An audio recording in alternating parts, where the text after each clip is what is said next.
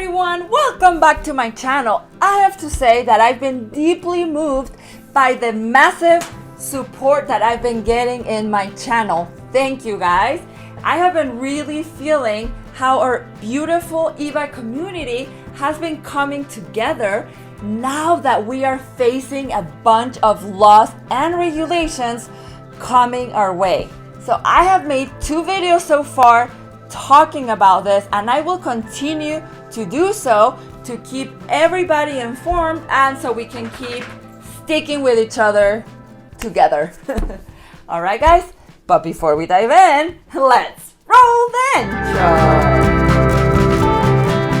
Today, I want to give you a little summary about what's going on out there in case you haven't been following or watching my videos on the topic, along with new things that have come to my attention. And I also want to read to you some of the comments that some of the wonderful, smart, and well-pointed comments that I've been getting from viewers, and then we can all see how we all feel about this. I've talked to you about the New Jersey bill to require all e-bike riders to register and get insurance. Well, this is not only for e-bike riders, this is also for electric scooters. So why are all the states like all of a sudden coming up with all these bills and laws and regulations? Are e-bikes going to become a fad? What do you think, guys? Well, this is happening because deaths. Okay, so they are making, the government, the media, they make a big deal when there are deaths because they regularly involve young people. So let me read you some stats, okay? This is what is going to give you a better perspective. Okay, so from 2017 to 2021, so in a 4-year span, there were 192,709 fatalities linked to cars, compared to only 119 fatalities on e-bikes. So this is about 30 fatalities on e-bikes per year. Guys, this is nothing, and this is like the whole country, okay? So we're talking about a 4-year period. Cars appear to be 1,600 times more deadly than e-bikes. So the government, the media, is making a big fuss over something that's statistically insignificant, okay? Guys, people can die from just leaving their houses.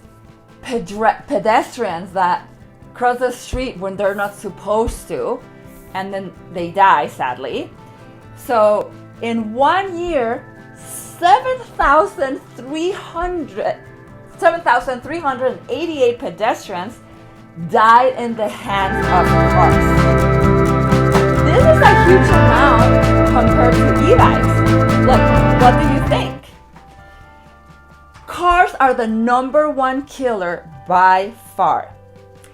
Yet, we are treating e-bikes like cars by forcing users to have license and registration. Now, this doesn't make any sense to me, because the only thing that this will accomplish is putting all of those millions of people that are now using e-bikes as their sole mode of transportation, or at least to substitute some of the trips they do by car. This is going to force them go back into driving cars. What doesn't make sense to me, guys, is the contradiction, okay? So we have a lot of states, like here in Colorado, there's a bunch of incentives and rebates to get people out of cars and to riding e-bikes, especially here in Colorado for cargo e-bikes, because they are the best replacement for a car. But then, if you're proposing all of these laws and regulations, it's just so contradictory. I want to hear what you think.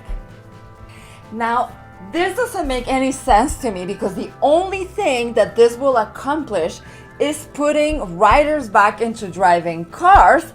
And cars are the ones that are causing accidents, and this will be causing more deaths. Now, What happened to the government telling us that they wanted to reduce car emissions? What happened to the government telling us they wanted to take people out of cars so they could reduce congestion in the cities? Now, and also, what happened? So with New Jersey proposing this bill for them to require riders over there to need insurance, well, insurance for e-bikes would take years to develop. You know, this is not something, you know, like with cars and motorcycles, they've been doing this for forever. But for e-bikes, it's like a whole different project. It's like, like I said, it would take years. Now, let me read to you some of the wonderful comments that I've gotten in my videos, because I want for all of you to listen to them, and then I want to hear what you have to say. Another thing that I've talked to you guys about is the Dutch police finding a way to test the power of your e-bike on the side of the road. So this would be like a dyno thing. Like, this is so silly. Okay, let's go into reading some comments. Okay, so there's a guy here, PH Fishing Biking. Yep, by me in New Jersey, they're trying to pass a law right now that you need to register your e-bikes and have to have liability insurance for each one also. If they do that, you're better off just using your car to go out on short trips than you would usually use your bike to go on. It's all about getting extra money. I can ride my normal bike and go down hills just as fast as with my e-bike. So we should have the same for normal bikes too then. What do you think? It's true. All of us are sharing the roads. If they want to do this to us e-bikers, why not bicyclists too? Okay, another comment. I am Bruce Eclectic. I recently did a video on Maryland's e-bike legislation for 2024. I hadn't even heard of Maryland, so now Maryland too? Jesus. Let's see. Okay, Magwigwad. It's ridiculous to take the fun out of the people who buy them for leisure. Not surprising though, to find another way to make money from e-bike owners. What's next? An e-bike police on bike trails? So unfair. Right, guys? Ugh. Another guy, Brent Devil. The pandemic killed all 3 of my jobs, and I have been a cyclist most of my life, so I bought an e-bike and sold my cars. Fast forward to today, I have a new job 3 miles from home and have been e-biking to work regardless of the Michigan weather. I'm absolutely amazed at the old guys that raged on me. I experienced vehicular intimidation on occasion and wish to understand why.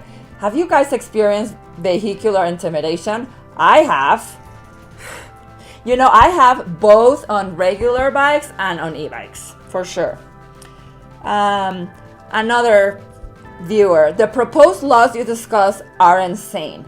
While they're at it, maybe the next thing to do is design cars with engines that can go faster than 55 miles an hour.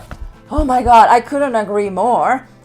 Right? Like, they are limiting the speeds on our e-bikes, but cars and motorcycles, they can go 200-300 miles an hour. That doesn't mean they're gonna drive like that. And they are causing immensely more accidents and deaths than e-bikes are. Like I said before, the e-bike accidents are insignificant. Oh my God, guys, this just gets me so riled up. My good friend and viewer Rabbit Homesteading, they don't check how powerful your car is. Why do they need to control the power on your bike? If there is no victim, then it is not a crime. Again, couldn't agree more. Let's see. I think this comments are like a good example. So this is the kind of comments that I've been getting from like you guys. Like I said, all the e-bike community like getting together, and that's really, really good. We need to come together, guys. And then let's see, what else was I gonna talk to you about? Okay, let's be honest. How much can an e-bike how much damage can an e-bike do? Okay, so we are way lighter than cars. We are way lighter than a motorcycle. If we crash, let's say even at class 3 speeds up to 28 miles an hour, most likely 95%, 99%, we're going to be causing damage to ourselves, right? Like I said, how much damage can we do to property or a car? Or I've had my share of accidents on scooters and e-bikes, and the damage has been to myself. And I wasn't even going that fast. It has been either, I don't know, skidding on gravel or something like that, or hitting a rock that I didn't see. So, and yeah, I've ridden with traffic, I've commuted to work and everything. So what do you think about this, guys? Honestly, I do ride a lot, and I'm in Denver, Colorado, and I have never seen an e-bike rider like riding recklessly on a sidewalk or speeding on a sidewalk. Actually, if memory serves well, I have never seen an e-bike rider on a sidewalk. So, and I have heard this too from like other like YouTubers and stuff, like where they ride, they don't see. When I see, okay, reckless behavior, honestly, it's in videos. Like those like groups that are riding like crazy on like a go-kart that can go 60 miles an hour, like going through like downtown LA, and like masses of people on like crazy small electric vehicles, like going at really high speeds, blocking traffic and like downtown LA. That's where I've seen the reckless behaviors, not honestly nowhere else. So, oh yeah, and also with cyclists, right? The only times that I see personally with my own eyes reckless behavior is with regular cyclists. I cannot tell you how many times I have been passed on the bike trail riding my e-bike, like as if I was stopped by a cyclist, like zoom, 25, 30 miles an hour, just boom. Actually, in one of my videos recently, it got recorded, like how fast the cyclist went by me while I was making a video for you guys. So I'm gonna see if I can find that so I can show you. So what do you think about all of this? So guys, this nonsense is spreading from California to New Jersey to Florida, now Maryland. I've also recently heard about San Francisco, New Hampshire, and now Oregon. Okay, so this is spreading and we need to fight back and to end all of this nonsense. Enforce the rules for the 3 classes and leave them alone. Leave those e-bikes with the 3 classes alone. So, you know, the government, the police, the e-bike police, they can just like enforce, like I said, the 3 classes and just give people citations, right? If they're riding recklessly on the sidewalk or like breaking the law, right, of the 3 classes, give citations. If you give enough citations, this behavior would stop. Just like with cars, right? Like so I've had my speed tickets in cars. And trust me, when I have gotten, it hasn't happened in a while, but when I have gotten a citation, a ticket, and it's like $200 ticket or whatever,